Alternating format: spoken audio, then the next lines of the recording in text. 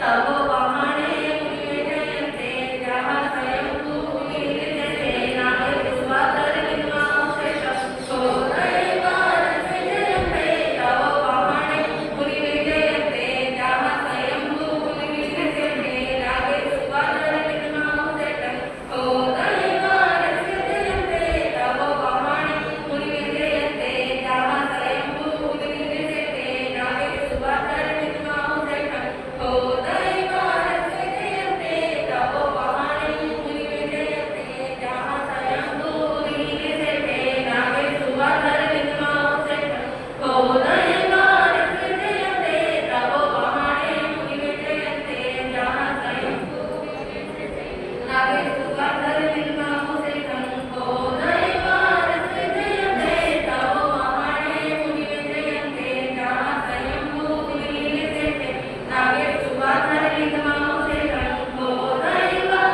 विजयन्ते तव वहाणे मुनिविजयन्ते जहाँ स्वयंभू मुनिविजयते नागे सुवातर निर्मांशेषं विजयन्ते तव वहाणे मुनिविजयन्ते जहाँ स्वयंभू मुनिविजयते नागे सुवातर निर्मांशेषं विजयन्ते तव वहाणे मुनिविजयन्ते जहाँ स्वयंभू मुनिविजयते नागे सुवातर निर्मांशेषं विजयन्ते तव वहाणे मुनिविजयन्ते जहाँ स्वयंभू मुनिविजयते नागे सुवातर निर्मांशेषं विजयन्ते तव वहाणे मुनिविजयन्ते जहाँ स्वयंभू मुनिविजयते नागे सुवातर निर्मांशेषं विजयन्ते तव वहाणे मुनिविजयन्ते जहाँ स्वयंभू नागे सुवातर निर्मांशेषं विजयन्ते तव वहाणे मुनिविजयन्ते जहाँ स्वयंभू मुनिविजयते नागे सुवातर निर्मांशेषं विजयन्ते तव वहाणे मुनिविजयन्ते जहाँ स्वयंभू मुनिविजयते नागे सुवातर निर्मांशेषं विजयन्ते तव वहाणे मुनिविजयन्ते जहाँ स्वयंभू मुनिविजयते नागे सुवातर निर्मांशेषं विजयन्ते तव वहाणे मुनिविजयन्ते जहाँ स्वयंभू नागे सुवातर निर्मांशेषं विजयन्ते तव जहाँ स्वयंभू मुनिविजयते नागे सुवातर निर्मांशेषं विजयन्ते तव वहाणे मुनिविजयन्ते जहाँ स्वयंभू मुनिविजयते नागे सुवातर निर्मांशेषं विजयन्ते तव वहाणे मुनिविजयन्ते जहाँ स्वयंभू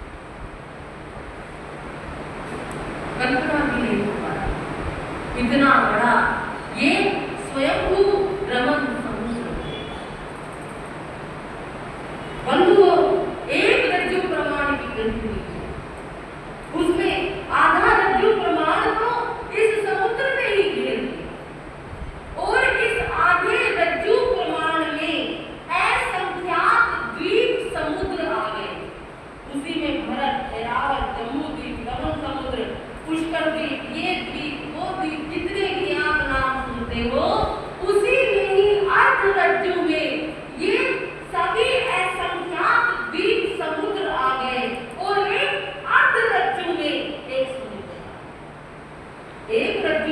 पृथ्वी के दो भाग किए, एक में समुद्र आ गया और एक में असंख्यात ही द्वीप समुद्र आ गया। उसी में हम भी आ गए, सारा संसार, सारी पृथ्वी बन गई। कभी लोक का नक्शा नहीं समझ आएगा स्वयं रमन समुद्र के बारे में। रज्जु किसे कहते हैं? अर्ध रज्जु प्रमाण कहा गया। पहले ये जानो रज्जु किसे कहते हैं। रज्जु का भी एक अपना प्रमाण है, वैज्ञानिक दृष्टि में नहीं, क्योंकि वैज्ञानिक तो वहां तक पहुंच ही नहीं पाते जहां भगवान महावीर का ज्ञान पहुंचा। विज्ञान की क्या हैसियत है वो वहां तक पहुंच जाए। बंधुओं, रज्जु का प्रमाण बताया 3 करोड़ 81 लाख 27,000 मन वजन को एक भार कहते हैं। भार किसे कहते हैं? यदि कोई आपसे कहे, अब किलो का तो हिसाब है कि 1000 ग्राम को किलो कहते हैं, लीटर का हिसाब है कि 1000 मिलीलीटर को 1 लीटर कहते हैं, तो इस तरह से आपने आपके पास कितने ऐसे माप होंगे, लेकिन भार का माप क्या है? क्विंटल जैसे होता है, इसी तरह बढ़ता रहा मन का आया कि कितने किलो का एक मन होता है, 40 किलो का एक मन होता है, तो अलग अलग माप है। उसी तरह एक भार का क्या माप है? तो बताया 3 करोड़ 81 लाख 27,000 मन वजन का एक भार होता है। ऐसे 1000 भार वाले लोहा पिंड, एक लोह पिंड तैयार किया है। कितने भार वाला? 1000 भार वाला एक लोहे का पिंड तैयार किया है। फिर उस लोहे के गोले को आकाश से यानी देवता अपनी तीव्र शक्ति, तीव्र बल लगाकर, जितनी देवता में शक्ति है उतनी शक्ति लगाकर, जैसे किसी गोले को प्रैक्टिकल होता है, एक छोटा सा 6 किलो 10 किलो का गोला दे दिया जाता है, उसको फेंकना। तो जो विद्यार्थी जितनी शक्ति का प्रयोग करेगा, 9 बार हो गई तो पास हो गया, शक्ति का प्रयोग नहीं किया, इधर रह गया तो फिर फेल हो जाता है। ये तो एक सामान्य मनुष्य की बात, बच्चों की बात। देवता कितने ताकतवर, कितने शक्तिशाली होते हैं, तो वो देवता अपनी संपूर्ण शक्ति का प्रयोग लगाकर उस गोले को, 1000 भार वाले गोले को नीचे फेंक दिया। अब वो गोला 6 महीने 6 दिन में जितना स्थान पार करेगा उसे एक रज्जु का प्रमाण बताया। आप कल्पना कर सकते हो, भगवान महावीर ने जो देखा बंधुओं, देखना तो दूर की बात है, हम उसकी कल्पना तक नहीं कर सकते। इतना भार वाला वो गोला जब आकाश से नीचे गिरा जाएगा, गुरुत्वाकर्षण का प्रभाव, कोई भी चीज ऊपर से जब नीचे गिरी जाती है तो वो तीव्र गति से नीचे की ओर आएगी, और अगर उसे और तीव्र गति से गिरा जाए तो वो और ज्यादा, देखो कितनी जल्दी आएगी। तो ऐसे 6 महीने 6 दिन 6 घंटे में वो जितना एरिया, जितना क्षेत्र पार करेगा उसे एक रज्जु कहा जाता है। इस एक रज्जु की ये पृथ्वी है जहां हम रहते हैं, और उस एक रज्जु के 2 भाग, एक में असंख्यात द्वीप समुद्र, जहां जम्बू द्वीप, कवन समुद्र, अढ़ाई द्वीप, ये सब कुछ आ गया, और एक अर्ध रज्जु में, आधे रज्जु में अकेला ये स्वयंभू रमन समाया हुआ, सबसे आखिर में स्वयंभू रमन। इसके बाद ना कोई द्वीप है ना कोई समुद्र, सबसे आखिर। बंधु सोचो इतना विशाल कहां से लेकर आए सुधर्मा महावीर? स्वयंभू रमन समुद्र को उठा के लेकर आए कि जैसे सागरों में स्वयंभू रमन सर्वश्रेष्ठ है। और एक और बात, इसका नाम स्वयंभू रखा गया, अर्थात जिसका निर्माण स्वयं से हुआ, जो स्वयं से बना हो, जिसका निर्माण किसी ने ना किया हो, ऐसे ही भगवान महावीर सर्वश्रेष्ठ है। उन्हें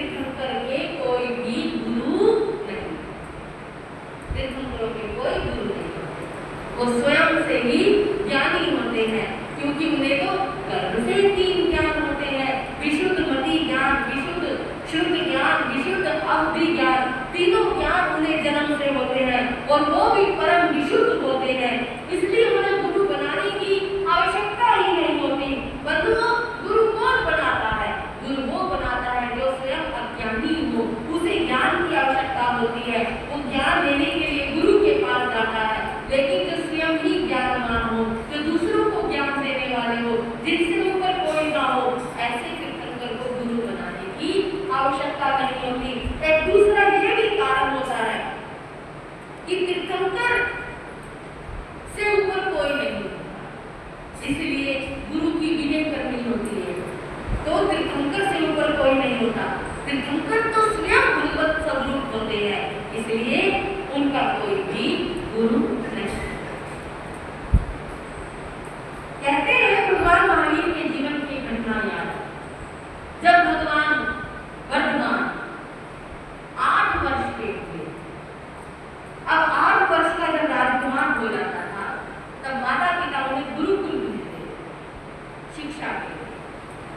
राजा सिद्धार्थ ने भी एक योग्य गुरु, जिनका बहुत बड़ा आश्रम था, बहुत बड़ा गुरुकुल था, उनसे बात की कि भाई आपको मेरे राजकुमार को पढ़ना।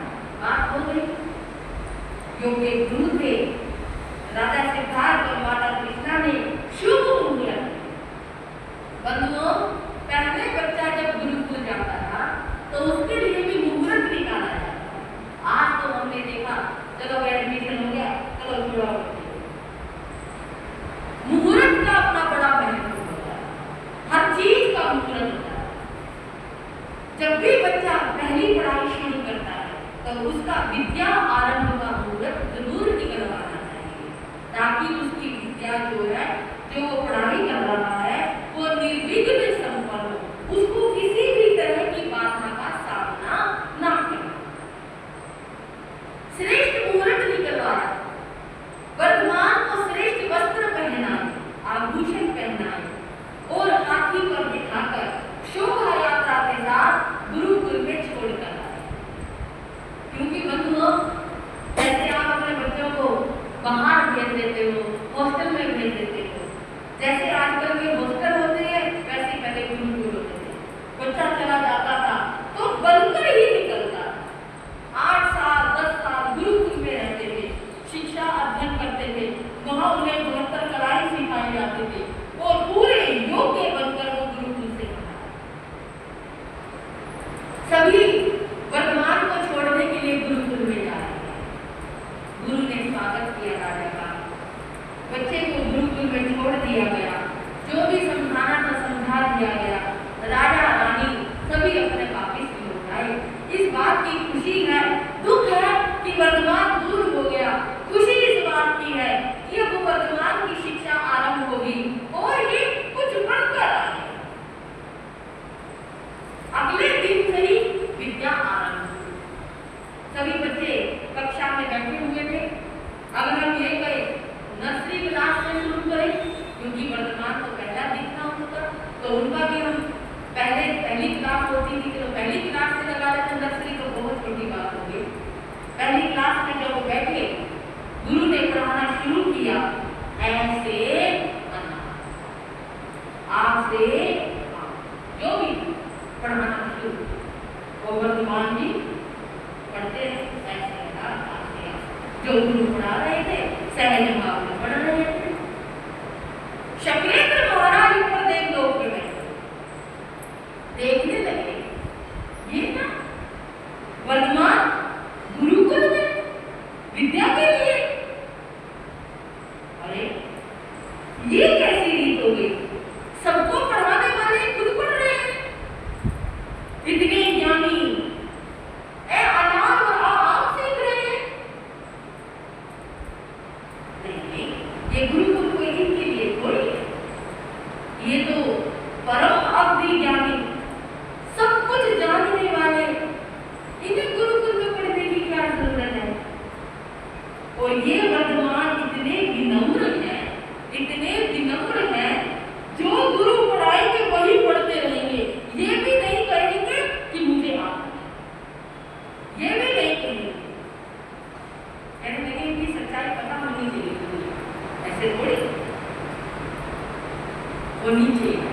देखो, शक्रेंद्र देव, इंद्र, देवताओं के इंद्र हैं जो, वो नीचे आ रहे हैं। रूप बनाया एक ब्राह्मण, गुरुकुल में आए, गुरु पढ़ा रहे थे, उनके पास गए, गुरु ने स्वागत किया, पधारो विप्रवर, कहाँ से आए? बताया, बड़ी दूर से आए। अच्छा, किस कार्य के लिए आए? मैं वेदों का, पुराणों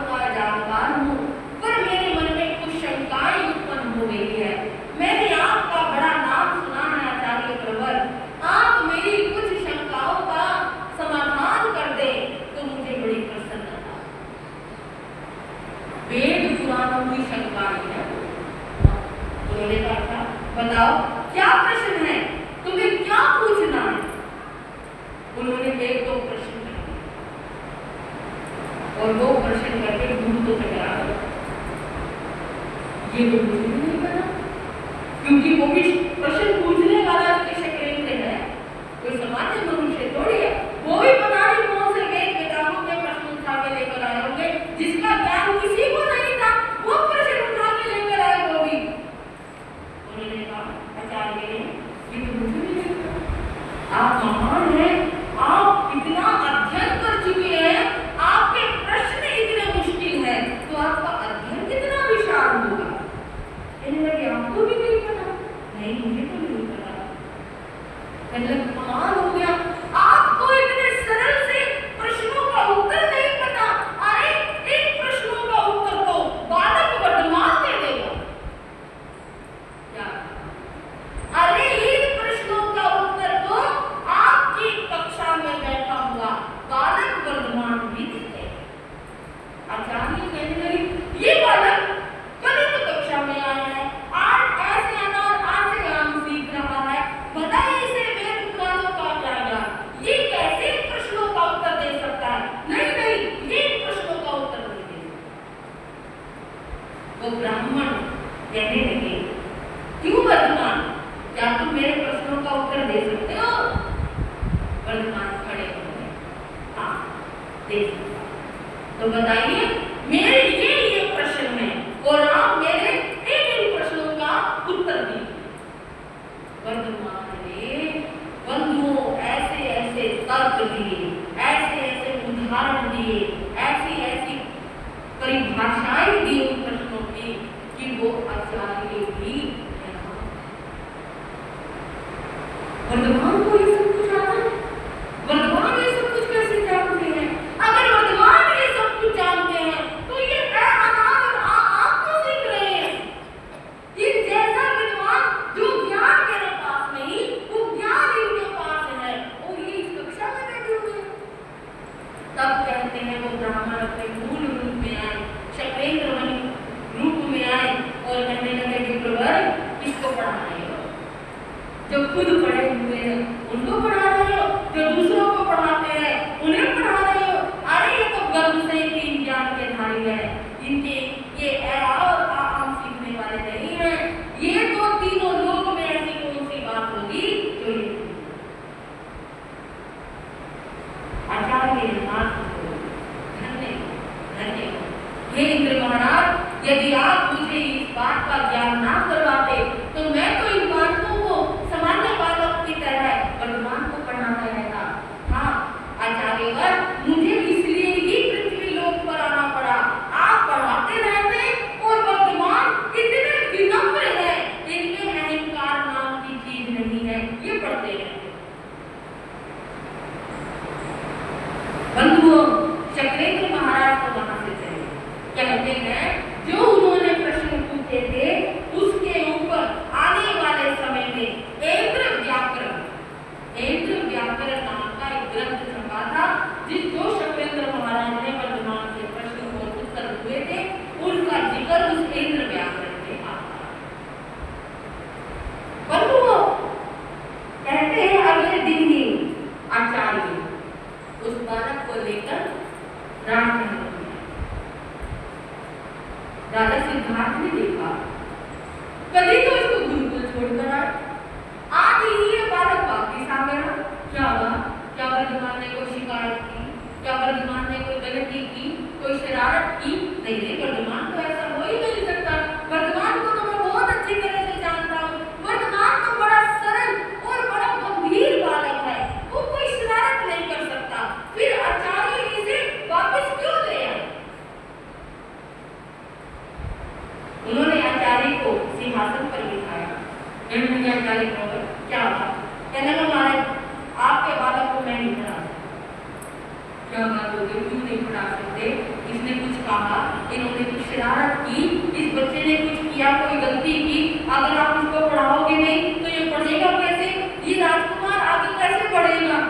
कहते महाराज, इसे मैं तो क्या, इस संसार का कोई भी आचार्य, कोई भी गुरु, कोई भी कुलपति, कोई इंद्र, कोई देवेंद्र भी नहीं पढ़ा सकता। राजा को और शंका में आ गया, पता नहीं क्या कर दिया वर्धमान ने, कि जैसे किसी शरारती बच्चे को या कोई बच्चा गलत काम कर दे तो स्कूल से नोटिस मिल जाता है कि इस बच्चे का कहीं एडमिशन नहीं होगा। ये क्या हो गया? वर्तमान तो इतना सरल, इतना स्वाभाविक, इतना समझा और इतना गंभीर बालक, और ये गुरु कह रहे हैं इसे मैं तो क्या दुनिया का कोई भी गुरु नहीं पढ़ा सकता। राजा सिद्धार्थ कहने लगे गुरुदेव, कोई बालक से गलती हुई हो तो मैं इस बालक की तरफ से क्षमा मांग लेता हूँ, आप ऐसा क्यों कह रहे हैं? कहते नहीं महाराज, ऐसी बात नहीं है। आपका बालक इतना पढ़ा हुआ है, स्वयं से ही इतना पढ़ा हुआ है कि ये मुझे पढ़ा देगा। फिर उन्होंने सारी बात बताई कि ऐसे ऐसे गुरुकुल में इंद्र आए थे और उन्होंने इनसे ऐसे ऐसे प्रश्न किए, जो मुझे नहीं आते उन प्रश्नों का समाधान इन्होंने किया। महाराज, आगे से वर्तमान को गुरुकुल में भेजने की भूल मत करना। ये तो सर्वज्ञानी है, गर्भ से ही सब कुछ जानते हैं, और जो सब कुछ जानते हैं भला उन्हें कौन पढ़ा सकता है, उन्हें कौन सिखा सकता है? आप धन्य हो महाराज, आपका कुल परिवार धन्य है जो आपके घर में ऐसा बालक उत्पन्न हुआ, आपको ऐसी संतान का योग बना। आप बड़े ही सौभाग्यशाली हैं जो आपको वर्तमान जैसा पुत्र। कहने का क्या अर्थ है? जिनका निर्माण खुद हुआ, जिनका कोई गुरु ना। नागेशो व धर्मेंद्र मामू से थे, नाग कुमार जाति के देवता होते हैं भवनपति देव, असुर कुमार, नाग कुमार, तो उनके जो इंद्र होते हैं धर्मेंद्र देव होते हैं। ये वही धर्मेंद्र देव है हम लोग जिन्होंने भगवान पार्श्वनाथ की रक्षा की थी जब उनके ऊपर संकट आया था। और आज भी यदि कोई भगवान पार्श्वनाथ का श्रद्धा और भक्ति से नाम लेता है, स्मरण करता है, तो ये धर्मेंद्र देव आज भी उनकी रक्षा। रस वेदेंद्र, संसार में रस बहुत है, बहुत रस है, लेकिन सुधर्मा स्वामी कहते हैं इक्षु रस सर्वश्रेष्ठ रस। इक्षु रस को सर्वश्रेष्ठ रस क्यों बताया? बताओ। इसी रस से तो भगवान का पालना हुआ। जिस जो रस भगवान के पालने